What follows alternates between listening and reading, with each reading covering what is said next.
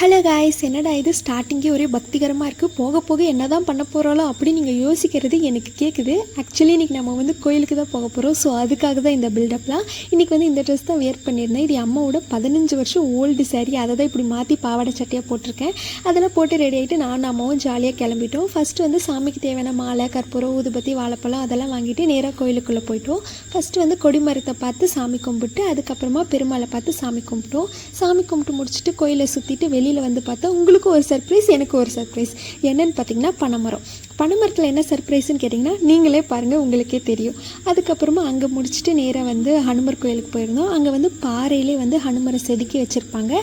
அங்கே சாமி கும்பிட்டுட்டு அப்புறம் இன்னொரு சர்ப்ரைஸ். அது என்னென்னு பார்த்தீங்கன்னா பிள்ளையாரில் என்னம்மா சர்ப்ரைஸ் அப்படின்னு கேட்டிங்கன்னா, இந்த பிள்ளையார் வந்து பாறையில் தானாகவே உருவெடுத்து தான். ஸோ அதை சுற்றி கோயில் கட்டிட்டாங்க.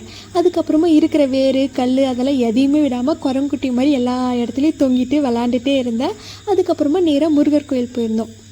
அங்கே ஓம் அப்படின்னு சொல்லிட்டு அவ்வளோ அழகாக எழுதியிருந்தாங்க. அதுக்கப்புறம் முருகரையும் அவ்வளோ பிரம்மாண்டமாக அலங்காரம்லாம் பண்ணியிருந்தாங்க. ஸோ அதெல்லாம் பார்த்து முடிச்சுட்டு நேராக வந்து வீட்டுக்கு கிளம்பிட்டோம். என்னடா வீட்டுக்கு கிளம்பிட்டோன்னு சொல்கிறா, திரும்ப கோயில் வருதுன்னு பார்க்காதீங்க. இதே கோயில் வந்து புரட்டாசி மாதத்தில் எப்படி இருக்கும் அப்படின்றதையும் இந்த வீடியோவில் உங்களுக்கு காட்டியிருக்கேன். இந்த வீடியோவை நீங்கள் ஃபுல்லாக பார்க்கணும் அப்படின்னு ஆசைப்பட்டீங்கன்னா கீழே ஒரு வீடியோ டேக் பண்ணியிருக்கேன், அதில் போய் பாருங்கள். பாய் காய், சராங்கியால். அப்படியே கொஞ்சம் சப்ஸ்கிரைப் பண்ணிவிடுங்க ஃப்ரெண்ட்ஸ்.